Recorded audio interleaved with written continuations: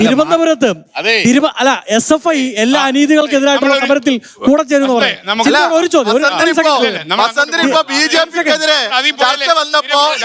PSC rank list നിങ്ങളെ കണ്ടില്ലല്ലോ, ചിന്ത കണ്ടില്ലല്ലോ. BJP ന്യായീകരിക്കാൻ അവർ തന്നെ ഉണ്ടാവില്ല. ഇവരുടെ അഭിപ്രായം ചോദിക്കാം. ഇവർ ഇത്ര നേരം നിങ്ങൾ കേട്ടോണ്ടിരുന്നു. രണ്ടുപേർ പോലീസ് റാങ്കിൽ ഒന്നും കണ്ടും കയറിയത് SFIക്കാരായിരുന്നു.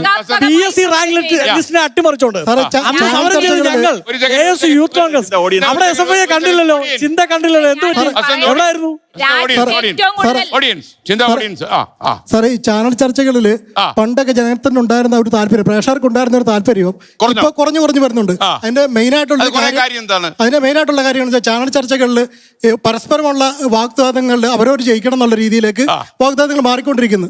അന്നേരം തന്നെ അത് ആൾക്കാർക്ക് ഇപ്പൊ നടന്ന പോലെയുള്ള ഒരു അതാണ് മിക്ക ചാനൽ ചർച്ചകൾ സാധാരണ സംഭവിച്ചുകൊണ്ടിരിക്കുന്നത്.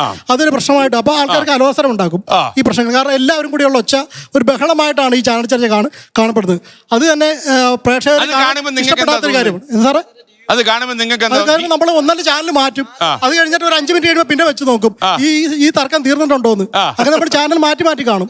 പിന്നെ രണ്ടാമത്തെ ഒരു കാര്യം വരുന്നത് വെച്ചാൽ ചാനൽ ചർച്ചകളിൽ അവതാരകൾ അറിവിന്റെ നിറകുടമായിട്ട് വന്നിട്ട് അവർ ഇടയ്ക്കിടെ കയറി ഇടപെടും. ചിലപ്പോൾ ഒരു കാര്യങ്ങൾ ക്രെഡിബിലിറ്റി ആയിട്ട് പറയുന്ന ഒരു കാര്യങ്ങൾ അവർ ഒരു ഇടപെടൽ നടത്തും.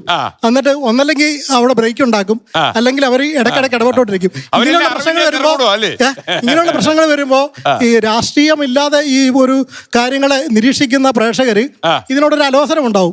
അപ്പൊ അവര് ചാനൽ ഇടയ്ക്കിടയ്ക്ക് മാറ്റി നോക്കും അങ്ങോട്ടും ഇങ്ങോട്ടും. അപ്പൊ അങ്ങനെ ഒരു പ്രവണതയാണ് ഇപ്പൊ ആദ്യം ഉണ്ടായിരുന്ന ഒരു താല്പര്യം ഇപ്പൊ ഈ ചാനൽ ചർച്ചകൾ കുറഞ്ഞു വരികയാണ്.